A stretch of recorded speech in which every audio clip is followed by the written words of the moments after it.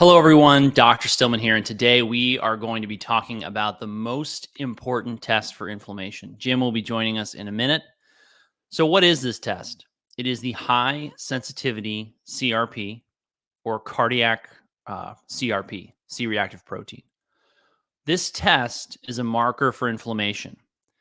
C-reactive protein, which is what the test measures, is a protein that is made in the liver as what we call an acute phase reactant. Acute phase reactants are things the body makes in order to cope with inflammation or acute injury. So you'll see these markers go up in response to a really wide range of different stimuli.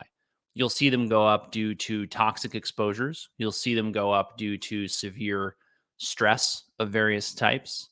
You'll see them go up if the body's not getting enough sleep, rest, regeneration. You'll see them go up with acute infection, trauma, surgery. This is all very, very important for people to understand because this is the number one limitation of the high sensitivity CRP.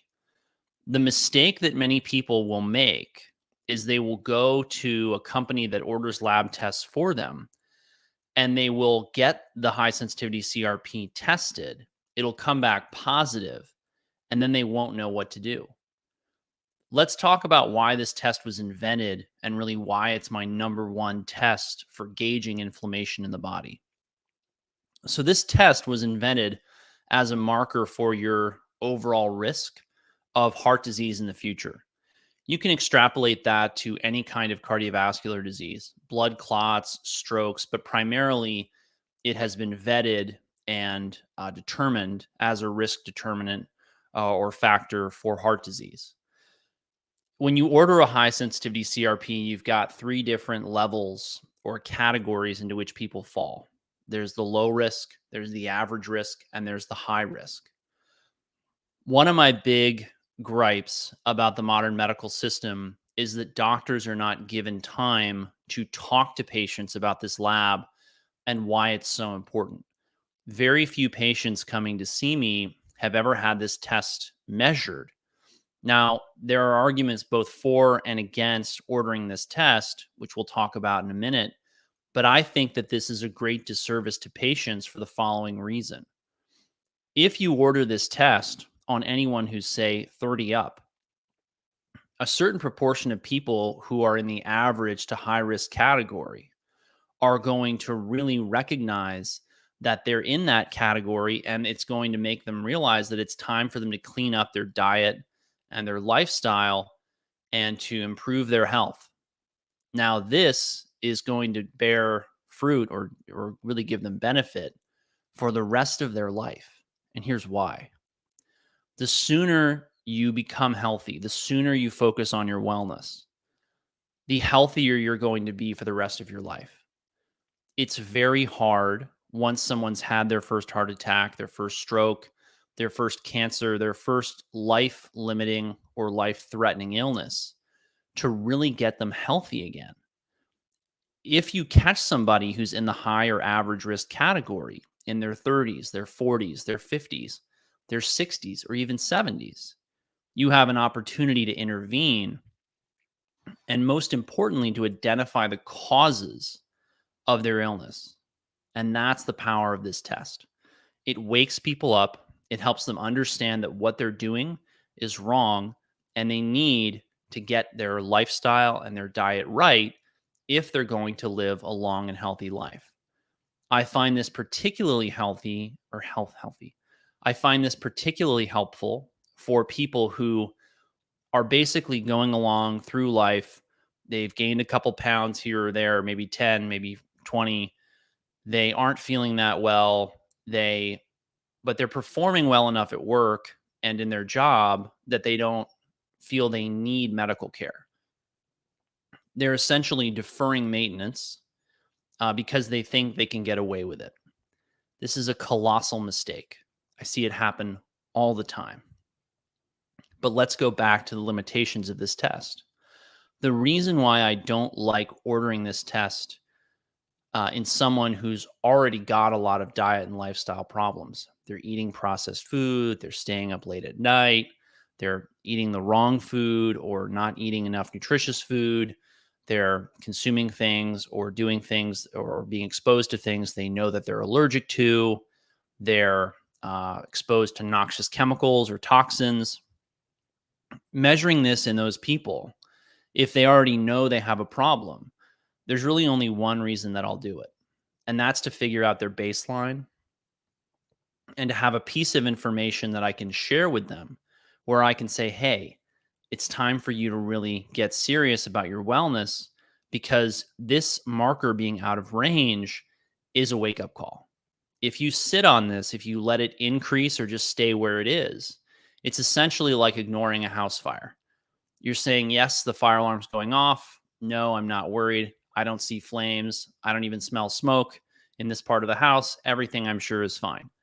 This eventually is going to snowball into something bad, which is why I not only measure it, I also trend this number. Because if you're going to get somebody well, you want to be holding them accountable. You want to be looking at these numbers, in my opinion, quarterly until they've normalized it. Because you can do an enormous amount of good in someone's labs in just one quarter, 3 to 4 months. Let's talk about what kinds of things you can expect to elevate the C-reactive protein beyond the obvious ones that I mentioned before. And before I get into that, I think I should mention that when you're looking at the, I mentioned before all the different things that will make the C-reactive protein go up. It's important to understand that if any of those things are happening on the day you had your labs drawn, they really confound it. In other words, you can't derive meaningful conclusions from that lab. I get high sensitivity CRP numbers back from people on a regular basis. Good morning, Jim. Good morning, sir. How are you? I'm well. And those people, what they'll have done is they'll have gone to the lab on a day when they just happen to have a sore throat and the CRP is 20. This is not a useful test because all we're doing is measuring their inflammatory response to having a sore throat, right? So you want to test, and this goes back to just principles of testing, which I've done material on with Jim before on this morning live. You have to understand that you want to be testing when you're in a stable time. Now, some of you have hectic lifestyles, changing schedules, you travel a lot, you have a lot going on. If your life is chaos, get your labs done when you've got the same amount of chaos that you usually have. That's where your baseline really is. But with the CRP, if you really want to know where your health stands, you need to not have any acute illnesses, not have any acute infections, not have any acute traumas. You need to not be post-operative, like recovering from a surgery. Even a minor surgery can make this go up. All of that has to be normalized before you really draw serious conclusions from this. So what you're going to see in the literature, if you look at this, and the reason I like this number is that when diseases are getting rolling in the body, inflammatory levels locally begin to increase, whether you're talking about the kidney or the liver or the skin or the brain, any part of the body, local inflammatory levels will increase. But as that inflammation becomes more and more and more, it spills over into the systemic circulation and the system as a whole. And that's when you're going to see these high sensitivity CRP levels increase.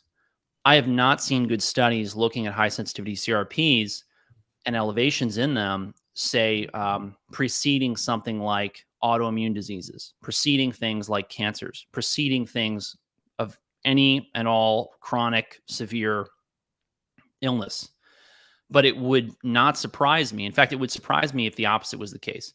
It would surprise me if you didn't see these elevations before the illnesses emerged. And I really like to catch things as early as possible, because even if you're not heading off some kind of terrible disease, if you normalize someone's high sensitivity CRP, it stands to reason that you have just reduced their risk of cardiovascular disease massively. And, all the different things that, set you up for cardiovascular disease, they tend to set you up for all the other illnesses that people have come to know and fear in our modern world. Autoimmune diseases, severe allergic diseases, cancers, etc. So, Jim, how are you this morning? A little scattered, but I'm doing okay. Thank you. Yeah, you slept in. It's good for you. I did. It's interesting. You talked about that. I mean, that's obviously your reason for having at least a basic panel a couple times Right. a year, right? To get some trends. Yes. Because we'll see people all the time that'll have one bad lab and they'll be spun out of control and get excited and think they need to like go on everything in the kitchen sink, right? Right. And you don't want to do that based on one lab result. No, I'm doing I'm doing EMDR therapy, which is a very interesting experience. I've obviously done some very difficult things in my life athletically. Good morning, Michelle. I've done some very difficult things in my life, and this has to be one of the most difficult. And I would basically compare it to sometimes some of the sessions I've had are almost like getting into a physical fight. And Be right it's back. just amazing how much some of this stuff will do to you emotionally with some of the things you deal with. So it's been interesting. I had that. So I slept in till, about. Did you do that yesterday? That's right. You did. Of Yeah. course you did. Yeah. Yeah. I did that yesterday. I slept in till about 10 minutes ago for the first time, probably in, I don't know, since I was like bouncing in nightclubs that I'd slept in this far. So that was a long time ago. So it's been, and then of course I spaced out right after my EMDR, and I think I left my computer, in the restroom at the facility where I do it. So I had to pull out this old, tablet that I'm on right now. That I pulled out of retirement. I thought I had it all updated last night. Of course, when I started it up this morning, it re-updated some more stuff. So it took me a while to get on here. I'm glad you mentioned the EMDR thing on this, because I think one of the things that if I'm going into a consultation with somebody who's got a high sensitivity CRP that's elevated, the number one thing I'm looking for is not the bread and butter, processed food, eating too much at night, staying up too late, toxic exposures. Yes, I look at all these things. I try to find them and figure out where they are in the picture, if they're there at all. But the number one thing I'm actually looking for is, where is the bad habit? The thing they know they shouldn't be doing, that's creating the inflammation. And that's something that I think it's why I spend so much time with people. It's why I have group coaching sessions. It's why we have a whole staff of people to interact with patients. It's because ultimately it's people's lifestyle choices that drive inflammation. And those lifestyle choices, when they're, everyone's got their little bad habits. But when you have a bad habit that's causing your fundamental physiology to be deranged, and your most important inflammatory marker to be elevated, you have a serious issue, and there's a solid chance that that person has got some serious psychological issues that are also going on. So that's actually the number one thing I'm looking for. And that usually comes from, deep trauma that most people just don't ever deal with, right? And exactly. A lot of the super, what does the CIA say? We're always looking for people that have just the right amount of trauma so that they're highly driven, but not a psycho or sociopath. So I'm sure they've hired psychopaths. Well, we have a whole bunch of them in government right now. So a lot of people that we're dealing with, we're having to talk about, slowing, if you're constantly in a state of stress, it's going to show up in your labs. It's going to show up in your respiratory rate. And a lot of people are just in denial of the fact that they have to learn how to relax and shut off, particularly in this modern world. I think if you go back maybe 50, 60 years ago, where things were a lot more laid back, like I'd say if you took like a really type A person and you stuck them in Nicaragua, right? Mm-hmm. They probably get really angry at first, but eventually they would just give up and say, well, I'm just going to have to learn how to deal with this because I have no choice. They're actually going to slow their roll down, right? They're going to chill a little bit because everybody's chilled. Whereas here, everyone is going at 190 miles an hour, especially you go into the big cities and stuff. Right. So people that are highly driven and already have a hard time relaxing, giving our modern world with the technology, they're just going to get pushed even harder to keep going. They don't, when's the last time the average American went and sat in a park, Right. I We would talk love to about do. this, but I would it's love to do a tour, yeah. like a survey on that. Like, when's the last time you went out and sat quietly without your phone in a park? Yeah. I might just do that. I might just do that. And the reason for this is that when you're young, your heteroplasmy rates, your baseline inflammation, your metabolism, it's as good as it's going to get. You have as much Mhm. resiliency and vitality as you're likely to ever have. As you age, your body loses efficiency, loses vitality, and you don't have the same resilience and the same what we call physiologic reserve, Mhm. which means that somebody who's used to driving at 95 miles an hour, all of a sudden, the wheels are coming off the car and they don't understand why. And it's always a a bit of a dance, right? In taking care of them to figure out, okay, to what degree can we get them to what level of performance can we basically get them back with supplements, nutrition, changes in lifestyle, biohacks, healthy habits like red light therapy, sauna, etc. All of that takes time, all of that takes space, right? So they have to slow down, they have to take some time for them. And a lot of this comes down to how hard do you really want to drive your car for how long? Because there's no way that and this is why America's got an epidemic of cardiovascular disease, of autoimmune disease, of all these modern illnesses. Yes, it's related to technological hazards, blue light at night, artificial light at night, more generally, things like EMF, radio, microwaves, electrical, magnetic radiation, processed food. All these different things have a negative effect on the body, yes. But at the same time, aging does play a role. And so inexorably, people have to slow down. They have to transition in life from going 95 miles an hour to eventually, being happy at 55. And that's part of what we help people manage and understand. And then and that being said, there's times and situations where people say, look, I have to go 75 for another 10 years. And the answer is okay. Well, just so long as you understand that during that time, you're setting yourself up for all these illnesses that we may not be able to control. And if that happens, you went in eyes wide open and you're not, a child, and you're not doing this without full understanding and knowledge of the risk you're running. And well, what happens when you have, usually young people do have a high reserve, but now we've got children like I've seen, 11, 12-year-old girls with Hashimoto's and other autoimmune type conditions showing these things are showing up younger and younger.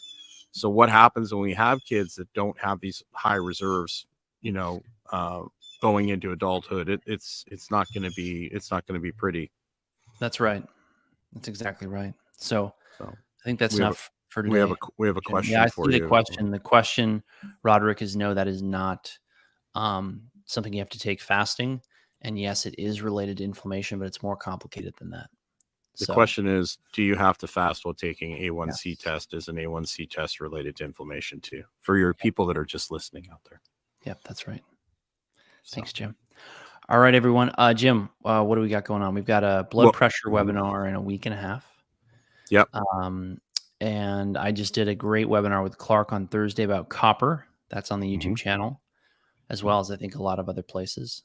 Yep. We're doing a webinar on HRT, peptides, all the things to do with testosterone, male stuff. We're doing that tomorrow, which is part of our course that we're updating and finishing up. And to get that, you have to be on our email list. If you go to stillmanwellness.com, just opt in there. Tonight, we'll send that email out. You'll be able to log on to that and watch it. You'll actually be able to watch the replay too, just kind of as an reward for you being on our list. So these are going to be great webinars. So make sure you tune into them and make sure you're on the list. Stillmanwellness.com is where you can join that. We're doing that every Thursday. Yep. So have yourself a great day, everyone. Make sure you get outside.